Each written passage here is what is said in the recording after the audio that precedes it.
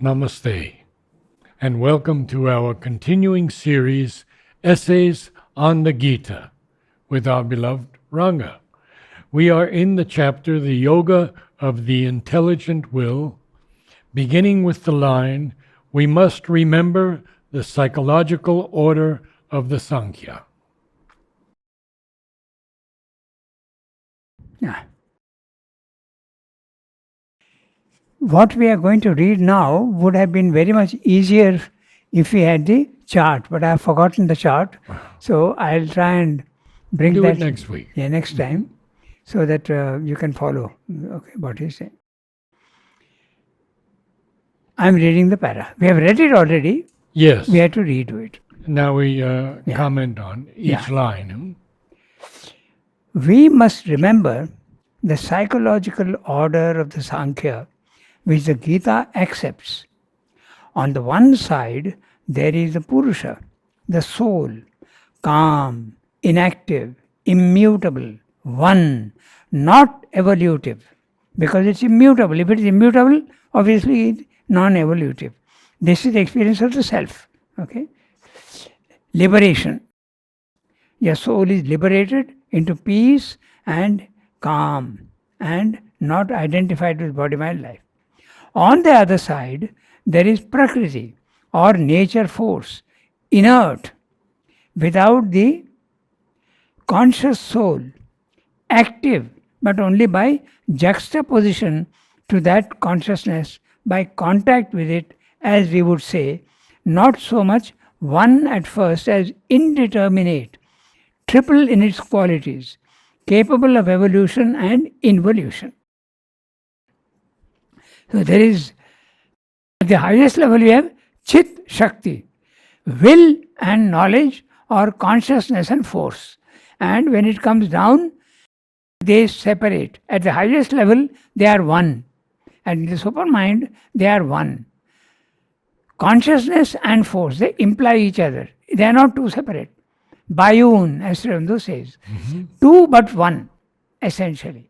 But in the lower planes of consciousness, they separate. Because one becomes a many. So they separate. Does it also lose some consciousness as well? Pardon? Does it also lose consciousness as well, the Prakriti? Yes, consciousness less and less and less and less until finally in matter there seems to be no consciousness. But as I was saying, if you want to put it in mathematical terms, okay, for understanding's sake, the consciousness starts losing itself, and in matter, force is 100% and consciousness is 0. But it is not like that exactly, because both are involved with each other. So it's more accurate to say force is 99.9% and consciousness is 0.01%. Oh. They are there. In the self, it's the other way around. Consciousness is 100% and force is 0, because immutable, not moving. But that's not true. Force is there but not active. Force is there but not active. So it's more accurate to say that consciousness is 99.9 and force is 0.01. They are inversely proportional to each other. Purusha and Prakriti. Okay? And in different planes, different combinations. As you keep going up there, that's why Sri Aurobindo says in Savitri, they are exchanging glances, Purusha and Prakriti. They are exchanging glances at each level, different relations. Yeah. At the highest level, they are equal to each other. Okay? So this is what he's saying. Prakriti or nature force, inert. The word inert means showing no response. When something comes, there is no response. Inert, without the conscious soul. Active, but only by juxtaposition to that consciousness, by contact with it, as we would say, not so much one at first as indeterminate. So indeterminate, in a very general way, it is there. Consciousness is there, but very, very hazy and indeterminate. No particular form. More accurate would be to say inherent in it, but not moving. Triple in its qualities. Triple in its qualities, sattva, rajas, tamas, corresponding to body, life and mind. Body is matter, and matter is tamas, darkness, non-movement. Okay, darkness, lack of intelligence, lack of response, lack of consciousness. That is tamas. Then the vital, there is rajas, movement, action, force, energy. But consciousness is beginning to come, but not much. Okay, desire is the most strong element there, will and desire. Then you come to sattva, the mind, understanding, balance, harmony. Okay, a certain settled poise. That's the manas. So these are the triple gunas or the triple modes of nature. Nature in the universe is characterized by these three forces: the force of darkness and stability, non-change. Then you have the force of movement and force, energy. You see energy everywhere in the universe: storm, wind, river flowing, sunlight, everything is energy. We don't think of it that way, but that energy is there everywhere in the universe. Okay, and man has now learned to tap this energy. We tap it through wind with windmills. We tap it through sunlight by photovoltaic cells. We tap it by the river flowing and even the tides coming in by making turbines move. Okay, stopping, building a dam. But the yogi can tap this energy in the universe without physical instruments. That's the only difference. So he knows how to tap this energy. And I believe you said the other day that sattva does not have control of the vital. yes, it's too subtle, too civilized, too refined. It has no power to deal with the brute force of the vital. To a certain extent it can, but not enough. It is vital will always win.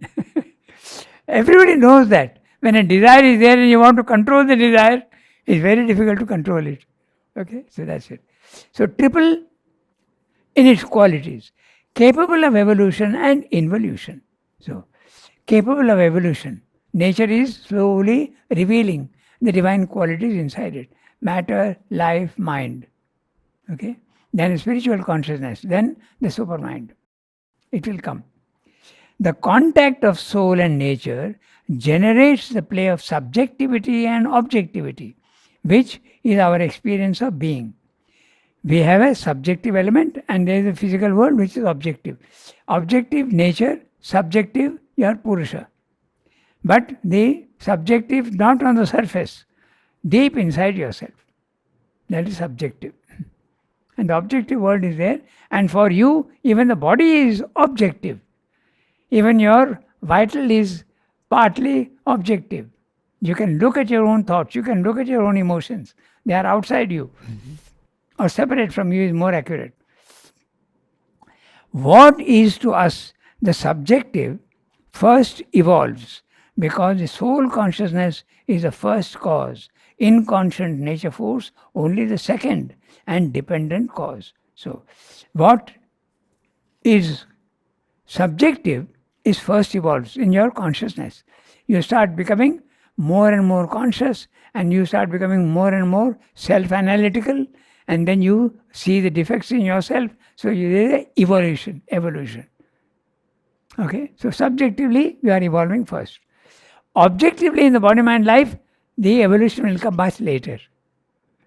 The total of evolution of the objective body-mind life will come only in the supermind.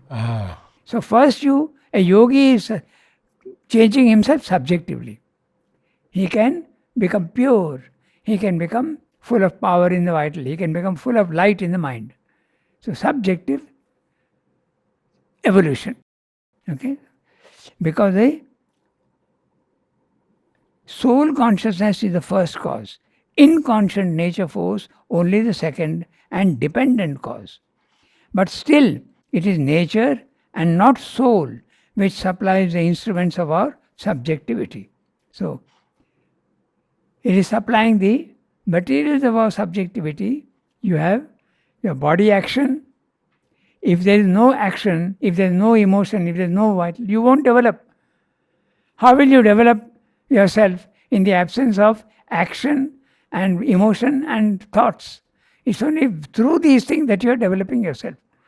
Just imagine if there's none of these, there is no evolution possible. So that's what nature is supplying the material for your evolution. That's what he's saying. Okay. First in order come buddhi, discriminative or determinative power evolving out of nature force. So this is where the chart would have been very useful, but I'm sorry, I'll bring it next time. Okay, so and its subordinate power of self-discriminating ego. So in that chart, I'll tell you orally, the Sankhya philosophy starts with the 24 principles. There's an objective aspect and there's a subjective aspect. The objective aspect is matter, substance, energy. So that will divide into many other things. The subjective aspect is, first of all, there is a buddhi. Buddhi is the mahas. Okay? Mahas is often interpreted as supermind. Then there is the ahankara, the ego. The ego is born from the subjective aspect, the ego comes. Ego is quite high up. In other words, you can also say individuality. The individuality starts at the overmind level. Mm-hmm. In the supermind, there is a beginning of separation, multiplicity. And multiplicity implies ego. Because individuality. So then there is the manas. This is the subjective aspect. Manas is the physical mind, that part of the mind which interprets the senses. Okay, so that's the manas. So there is a subjective aspect. The objective aspect will divide itself into, we'll come to it when I read. Okay, so the manas. Then as a secondary evolution, there arises out of these the power which seizes the discriminations of objects, sense mind or manas. Manas is the physical mind. We must record the Indian names because the corresponding English words are not real equivalents. As a tertiary evolution out of sense mind, we have the specializing organic senses, 10 in number, 5 of perception, 5 of action. So, this I will tell you what they are. There is the 5 of perception and 5 of action. So, if they use the words inferent senses and efferent senses. Okay. Jnanendriya is the inferent senses. The objective world is sending data to you through the eyes, ears, nose, tongue and touch. So these are the inferent senses, you call them jnanendriyas. You are interacting with the world. And the karmendriyas are, you are interacting with the world. The world is interacting with you through the senses, and you are interacting with the world through your hands, your legs, the 2 organs at the lower end of the body, and your speech. When I speak, there is an effect in the physical world. It can be harsh, it can be soft, it can be sweet, it can be bitter. So you are interacting with the world. Constant interaction between world and individual. Okay, so then the senses are eye, ear, nose, tongue, skin. And this one is hand, foot, mouth, the 2 organs at the lower end of the body. So this is the subjective aspect. Then there is the objective aspect. So 10 in number, 5 of action. Next, the powers of each sense of perception, sound, form, scent. Now this is the objective aspect. The objective aspect, there is the sound which corresponds to ether. So the objective aspect separates itself into ether, air, fire, water, earth. But ether, air, fire, water, earth are not ether, air, fire, water, earth. They are representative, they are descriptive of the substance of the ether. The substance of the, they are descriptive of the density of the substance. They are descriptive of the density of the substance. I made a mess in the beginning. Okay. So, ether is very, very subtle. Then you have air, which you can feel. So, it is less subtle. So science has not yet discovered ether. Science has discovered up to air. Up to air only. But in fact, they say that ether, there is nothing. It is so subtle that there is nothing. Okay? Science has not discovered the real substance. But they know that air, fire, water, earth exists. They know that. But in the Sankhya philosophy, it is not air, fire, earth. It is descriptive of the density of the substance, as I said. Air is slightly more dense than ether because you can feel it. You can feel the wind on your cheeks. Okay? Fire, you can even see it. And that corresponds to the contact with the eye. Then there is water, which corresponds to taste. And finally, you have earth, which corresponds to smell. Now, when you start going upwards from earth, in earth, all the five senses are there. You have form, taste, smell, contact, and sound also. But as you go up, one by one, they start getting eliminated. So when you go to water, the smell element goes away.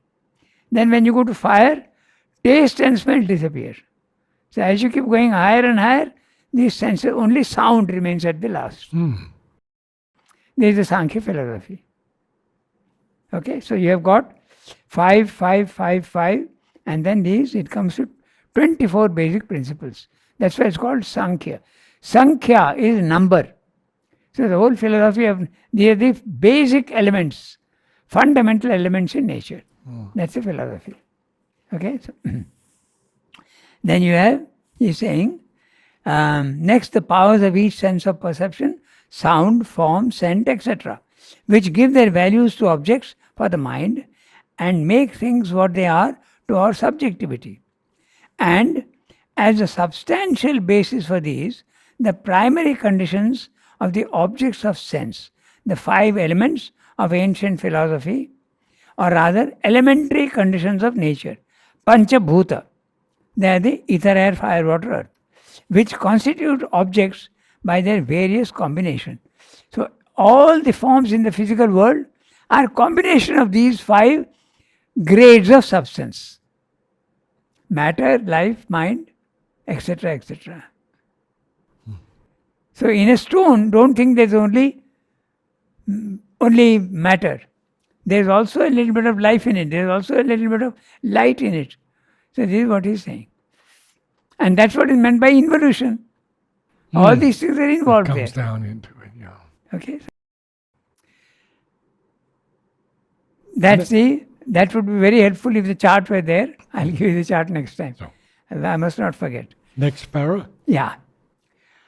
Reflected in the pure consciousness of Purusha, these degrees and powers of nature force become the material of our impure subjectivity.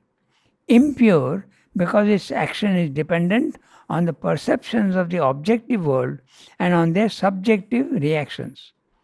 Buddhi, which is simply the determinative power that determines all inertly out of indeterminate inconscient force, takes for us the form of intelligence and will.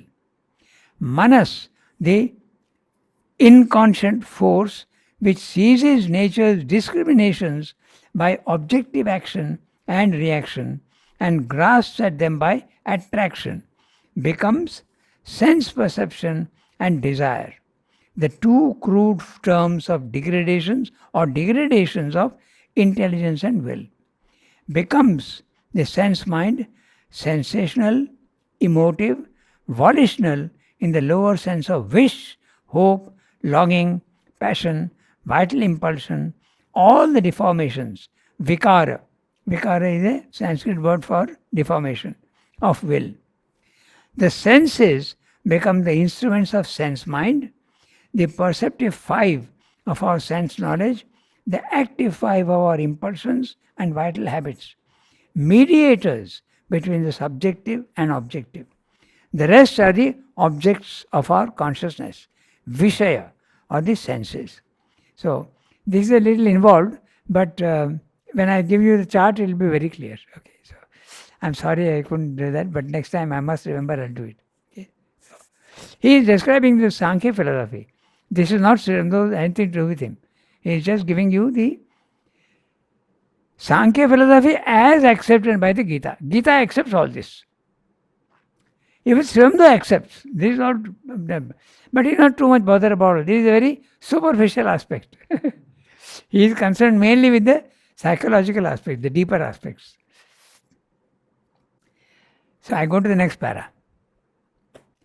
This order of evolution seems contrary to that which we perceive as the order of the material evolution.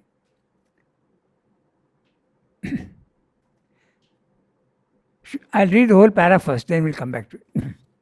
But if we remember that even buddhi is in itself an inert action of inconscient nature, and that there is certainly in this sense an inconscient will and intelligence, a discriminative and determinative force even in the atom. If we observe the crude inconscient stuff of sensation, emotion, memory, impulsion in the plant and in the subconscious forms of existence, if we look at these powers of nature force, assuming the forms of our subjectivity in the evolving consciousness of animal and man, we shall see that the Sankhya system squares well enough with all that modern inquiry has elicited by its observation of material nature. So there is a parallel between science and Sankhya. Okay, so that's what he's saying. In material nature, in the evolution of the soul, back from Prakriti towards Purusha, the reverse order has to be taken to the original nature evolution. And that is how the Upanishads and the Gita, following and almost quoting the Upanishads, state the ascending order of our subjective powers. Supreme, they say, beyond the objects are the senses. Supreme over the senses, the mind. Supreme over the mind, the intelligent will. And that which is supreme over the intelligent will is He.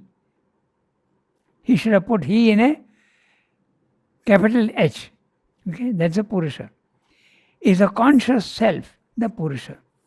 Therefore, says the Gita, it is this Purusha, this supreme cause of our subjective life, which we have to understand and become aware of by the intelligence. In that, we have to fix our will. So holding our lower subjective self in nature firmly poised and stilled by means of the greater, really conscious self, we can destroy the restless, ever-active enemy of our peace and self-mastery, the mind's desire. So, what he's saying in brief is, the Sankhya philosophy is giving the order downwards. First there is the Purusha Prakriti principle, Chit Shakti. Then there is the Buddhi, which is they use the word Mahas also, which is supermind. Then there is overmind, the ego starts, Ahankara, and then Chitta and the Manas. This is the way it comes down. And then it divides into different senses and sense objects, and here Karmendriya, Jnanendriya. But in the evolution, it's a reverse. And that's what the Gita is telling you. The Gita is telling you that in the evolution, it's the reverse. You start from the senses, okay, and the manas is superior to the senses, the buddhi is superior to the manas, and the purusha is superior to the buddhi. It goes backwards. In very simple, there is involution and there is evolution. The involution is described by the Sankhya philosophy, and the Gita is insisting on the evolution upwards. Sri Aurobindo gives importance to both, downwards and upwards. So, now we'll look at each sentence because it corresponds very much to Sri Aurobindo's yoga. So now, this order of evolution seems contrary to that which we perceive as the order in the material evolution. Because material evolution, from matter has come out life, and from life has come out mind. This much That's is how there. we usually see Yeah. it. And Yes. Sankhya is saying the opposite. It's coming down from there. It seems to be the opposite. But there's involution and there's evolution. Both are right. Okay. So. But if we remember that even buddhi is in itself an inert action of inconscient nature. So, what is science saying? That your intelligence is a product of matter.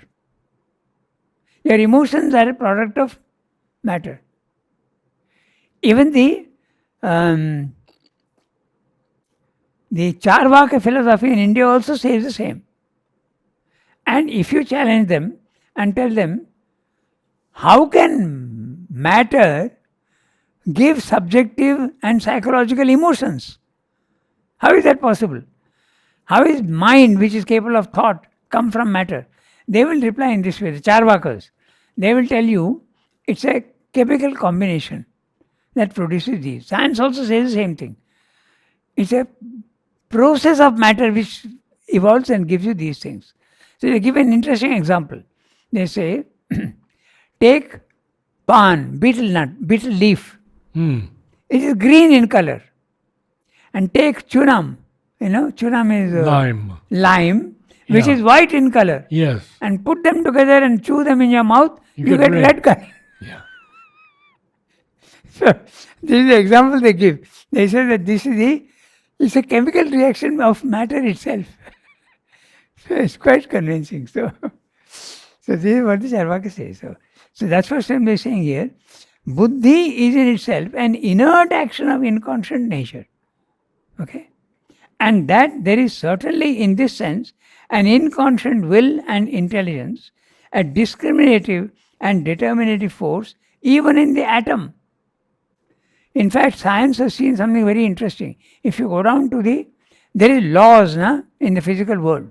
But when you go down to the atomic level, you can never say exactly what the position will be of each. If you know the position, you don't know the velocity. If you know the velocity, you don't know the position exactly. A little uncertainty is there. Okay.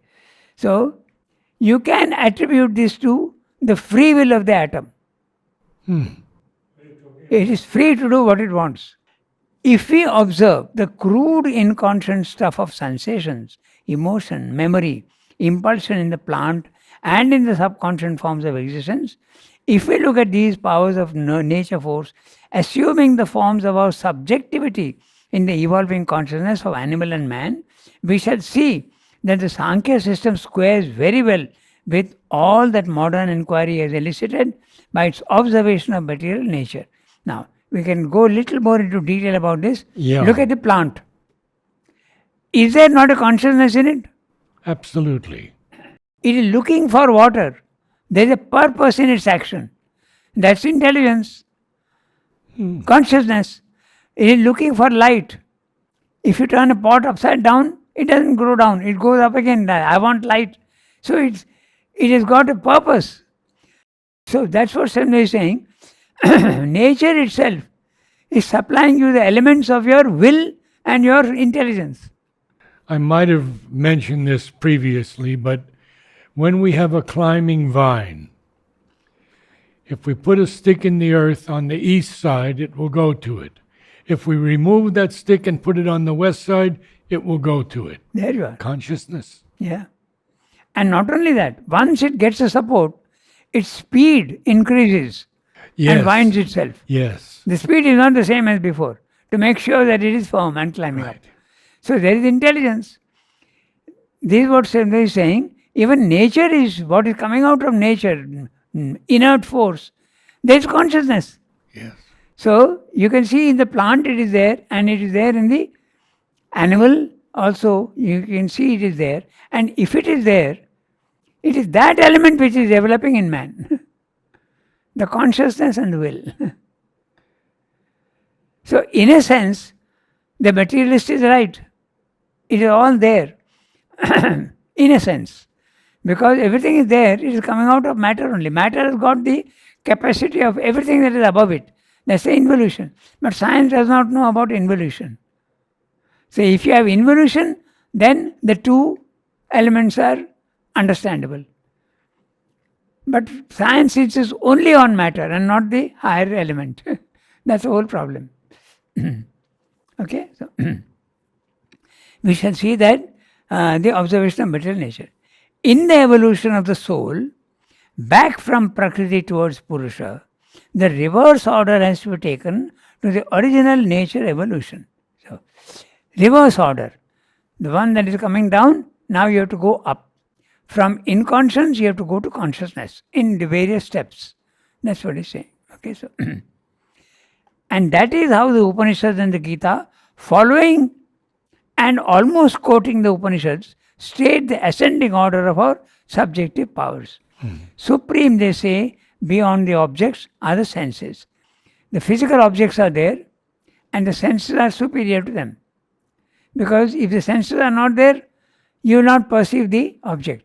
So the senses are superior to the object. Then, supreme over the senses, the mind. The mind is superior to the senses.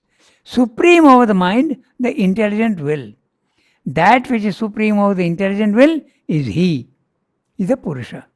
So this is the reverse order. Reverse to the Sankhya philosophy. Can you talk about supreme over the mind is the intelligent will? Yes. The intelligent will is the spiritual planes of consciousness. The higher mind, Okay. the element mind, All right. the intelligent will. Okay. Is a conscious self, the Purusha. Therefore, says the Gita, it is this Purusha, this supreme cause of our subjective life, which we have to understand and become aware of by the intelligence. In that, we have to fix our will. So holding our lower subjective self, which is a lower subjective self, your body, mind, life, in nature, firmly poised and stilled by means of greater, really conscious self. The not really conscious self is your body, mind, life. The really conscious self is the self or the Atman or the Brahman consciousness, if you want to. Okay, so we can destroy the restless, ever active enemy of our peace and self mastery, the mind's desire. So once you have gone to the self, your desire you can destroy the desire. That's what he's saying. For evidently, there are two possibilities of the action of the intelligent will. Okay. So what he means okay. It may take its downward and outward orientation towards a discursive action of the perceptions and the will in the triple play of Prakriti. It can go downwards, okay, or it can go upwards, or it may take its upward and inward orientation towards a settled peace and equality in the calm and immutable purity of the conscious silent soul, no longer subject to the distractions of nature. So we can see that in man. Some people are aspiring, going inwards and upwards, and some are engaged only in the physical world, more towards the animal life. That's what he's saying. This is we can see that very clearly in nature. In the former alternative, the subjective being is at the mercy of the objects of sense. It lives in the outward contact of things. Which is mostly true of humanity. Yeah, that's right, mostly. That life is the life of desire. Very clear. For the senses, excited by their objects, create a restless or often violent disturbance. A strong or even headlong outward movement towards a seizure of these objects and their enjoyment, and they carry away the sense mind, as the winds carry away a ship upon the sea. He has put that in double quotes because this is a quote from the Gita. Okay? So, now this is what we are meaning by the mind is not capable of controlling the vital. That's what is meant. Yeah. The wind will sweep the ship away and your vital will throw away the mind and mental decisions. Okay, so the mind, subjected to the emotions, passions, longings, impulsions, awakened by this outward movement of the senses, carries away similarly the intelligent will, which loses therefore its power of calm discrimination and mastery. So that's only when the mind is subjected to the emotions. That's right. Going downwards. Not only emotions, but the body also. Because you are attracted to physical things. You see beautiful things, you hear beautiful things, you see beautiful things, you are attracted. Okay, you are going downwards. Subjection of the soul to the confused play of the three gunas of Prakriti in their eternal entangled twining and wrestling. Or is it twinning? Entangled? You think it's, no, it is twining. It's twining. Twine, yeah. Twining, Yeah. wrapping around. Yes, that's right. And wrestling, ignorance, a false, sensuous, objective life of the soul, enslavement to grief and wrath and attachment and passion are the results of the downward trend of the buddhi.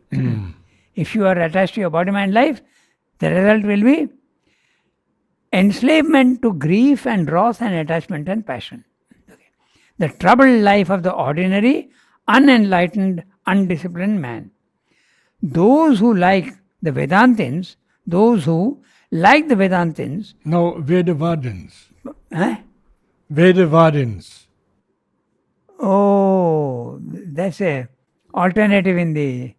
I also noted that. Yeah, those who use Vedas Ah. for material ends. No, what did you say? Vedavadins. Yeah, Vedavadins. Yeah. Yeah. So those who, like the Vedavadins, Yeah. No, those who, like the Vedavadins, yes, make sense enjoyment the object of action and fulfillment the highest aim of the soul are misleading guides. yes, Those who are interested only in Hedonist- material gains and Hedon- enjoyment in heaven, yes, the Vedavadins. The inner subjective self-delight, independent of our objects, is the true aim and high and wide poise of peace and liberations. So he is distinguishing the downward movement and the upward movement.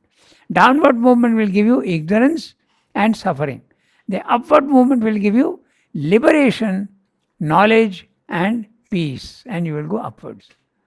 Therefore, it is the upward and inward orientation of the intelligent will that we must resolutely choose with a settled concentration and perseverance. Vyavasaya. We must fix it firmly in the calm self-knowledge of the Purusha. The first movement must be obviously to get rid of desire, which is the whole root of the evil and suffering. And in order to get rid of desire, we must put an end to the cause of desire, the rushing out of the senses to seize and enjoy their objects. We must draw them back when they are inclined thus to rush out, draw them away from their objects. As a tortoise, you pronounce the word in a different way? Tortoise, I know. As the tortoise draws in its limbs into the shell, so these into their source, quiescent in the mind and the quiescent. Quiescent. You say quiescent? I pronounce it quiescent because it's quiet. Is it quiescent?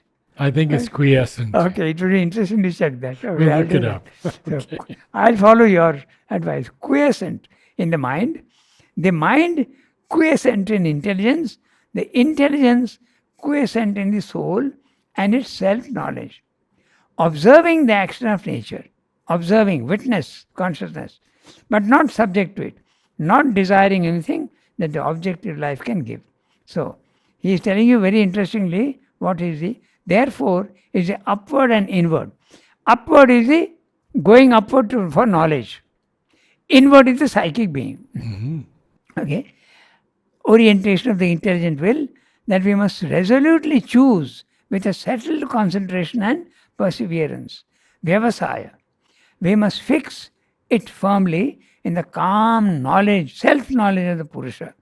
The first movement must be obviously to get rid of desire. Desire is the one that pulls you outwards. So you must pull yourself inwards. These senses are often compared to horses rushing wildly out. So you have to rein them in with your intelligent will. The intelligent will can do that, control to a certain extent. This is also called the pratyahara. Pratyahara in the Raja Yoga. The fifth element is the pratyahara. You control the senses. Don't let them. Just as you feed your body, you also feed your senses with the sense perceptions. And the sense objects are food for the vital. So you have to pull them in. And the image given in the Gita is beautiful. The tortoise, which Yes. protects itself, legs and Yes, it yes. puts itself into the shell, into its own shell. So that's exactly what you have to do. Pull your senses in and not let them rush out like wild. The rushing out of the senses to seize and enjoy their objects. We must draw them back when they are inclined thus to rush out, draw them away from their objects, as the tortoise draws in its limbs into the shell. So these into their source, quiescent in the mind, or rather, okay, what did you say? Quiescent. Quiescent I'll in look the it mind. up. The mind quiescent in intelligence, the intelligence quiescent in the soul and self-knowledge. Observing the action of nature, you separate yourself and you become the witness only, but not involved in the action. Okay? But not subject to it, not desiring anything that the objective life can give. Good. So we stop here today, Yes. Thank you, Ranga. and next time the chart must come. Namaste all. Tomorrow we will have Savitri.